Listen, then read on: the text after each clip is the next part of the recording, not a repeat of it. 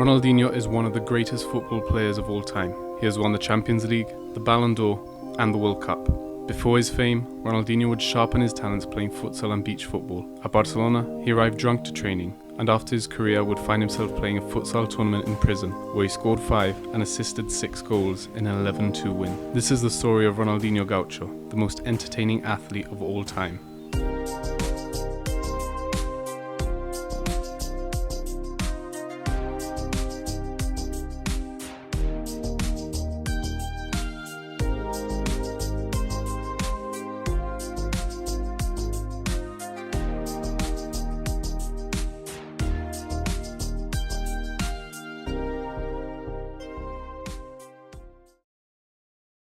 Ronaldo de Assis Moreira, commonly known as Ronaldinho Gaucho, was born on the 21st of March 1980 in Porto Alegre, Brazil, to parents Miguelina and João. His mother studied to be a nurse, while his father was a shipyard worker who played for their small local football club, while Roberto, Ronaldinho's older brother and main footballing inspiration, was starring for Grêmio. They moved into a new house, which was given to the family in an attempt to keep him at the club. It was at this new house that João would hit his head and drown in the swimming pool. Ronaldinho was only 8 at the time of his father's death. Ronaldinho's football skills began developing around the same time, as he was given the nickname Inho, as he was typically the smallest and youngest member of the youth teams he played in. Starting off through futsal and beach football, his talents would take him into organised football, where he got his first taste of the media that would soon adore him. At 13, he played in a game against a local team, where his team ran out 23-0 winners. Ronaldinho scored all 23 goals. Continuing to impress within Grêmio's ranks, Ronaldinho would go on to shine at the Under-17 FIFA World Cup with Brazil, where they would return home victorious. Following the tournament,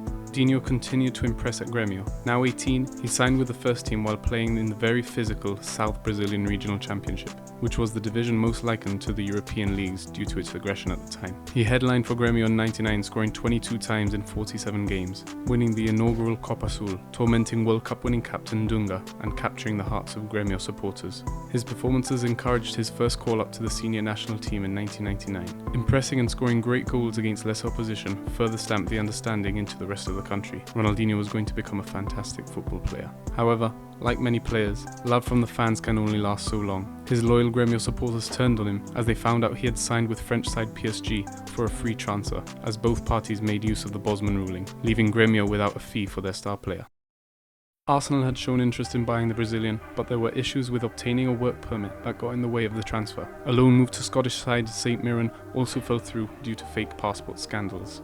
After inconsistencies in his first season at Paris, Ronaldinho could look forward to his first World Cup appearance, being part of a ridiculously talented front three. The performances were shared between Ronaldinho, Rivaldo and Ronaldo. Without the pressure of being the tournament favourites, Brazil rode into the quarterfinals in Japan and South Korea. Facing up against the golden generation of English football, a spectacular Ronaldinho run set up Rivaldo before one of the most iconic goals at a World Cup marked Ronaldinho's presence to the world of football.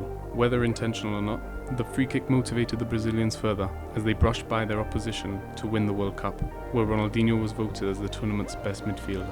Returning to France as a World Cup winner, his inconsistency remained a problem for manager Luis Fernandes, who claimed that the Brazilian was more concerned about the nightlife in Paris rather than his form for the club, an omen for what was to follow in his career. With a handful of exhilarating performances and a goal of the season winner, Ronaldinho and PSG would fall short in the final of the Coupe de France and finish in 11th in the Ligue 1. His time at the club was over, as he requested to leave the Parisians after not qualifying for any European competition. With every team in Europe queuing up to sign Ronaldinho, a statement was made by the Barcelona president Joan Laporta. "I said we would lead Barcelona to the forefront of footballing world, and for that to occur, we had to sign one of these 3 players, David Beckham, Thierry Henry, or Ronaldinho." With Henry remaining at Arsenal, Beckham becoming a Galactico, Barcelona had to outbid Manchester United in order to secure Ronaldinho's signature for €30 million.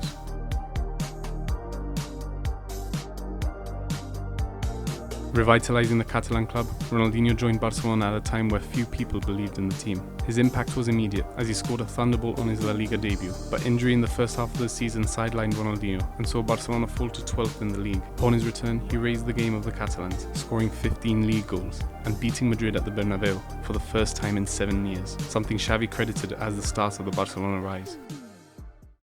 spiriting Barcelona to the first league title in 6 seasons during his second year at the club. Ronaldinho would also win the FIFA World Player of the Year. His goal against Chelsea in the Champions League epitomized his entertainment value to the sport. Freezing on the edge of the box, he mesmerized fans and players alike as he shuffled and poked the ball into the back of the net, leaving a helmetless Petr Cech rooted to his position. Back-to-back league titles, another World Player of the Year, and his first and only Ballon d'Or award would staple Ronaldinho as the greatest footballer on the planet. He played each moment with a smile on his face, and his weaving and enthusiastic performances left opposition fans in awe, none more so than the iconic game at the Bernabeu in November 2005.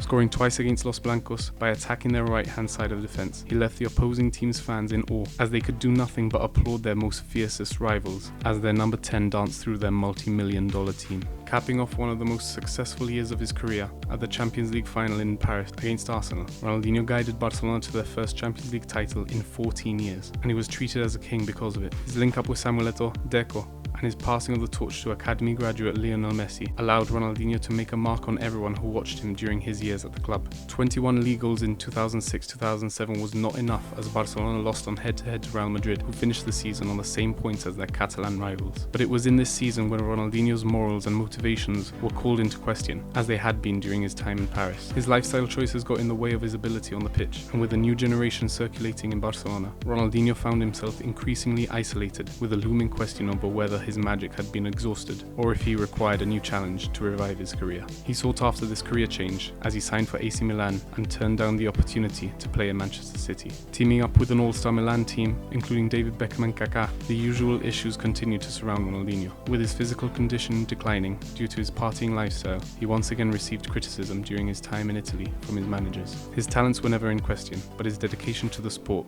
had certainly wavered. After 2.5 years at Milan and heavy links to his boyhood club Grêmio, Ronaldinho would return to Brazil with Flamengo as he neared the last few years of his career. After joining 3 more teams and briefly returning to futsal in India, Ronaldinho retired as an icon of the sport and one of only 8 players to have won the World Cup, Champions League and Ballon d'Or.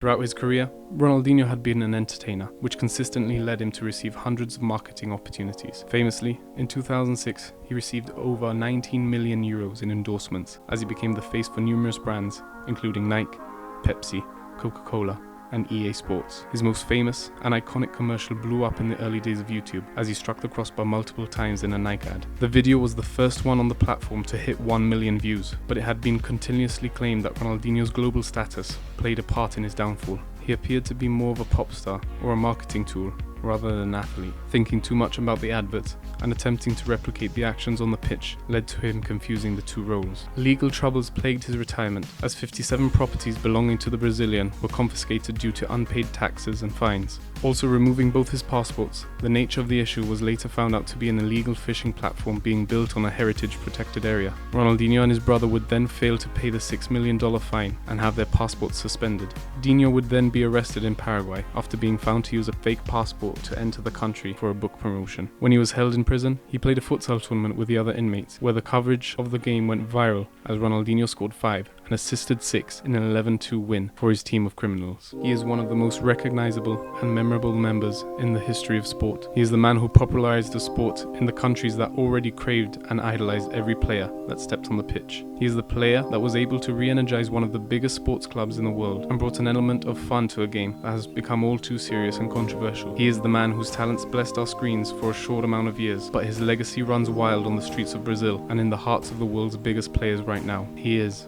Ronaldinho. Thanks to the sponsor of this video, me. Support me by subscribing to the channel or on Ko-fi in the description, where you can become a member and gain access to extra content. Thank you.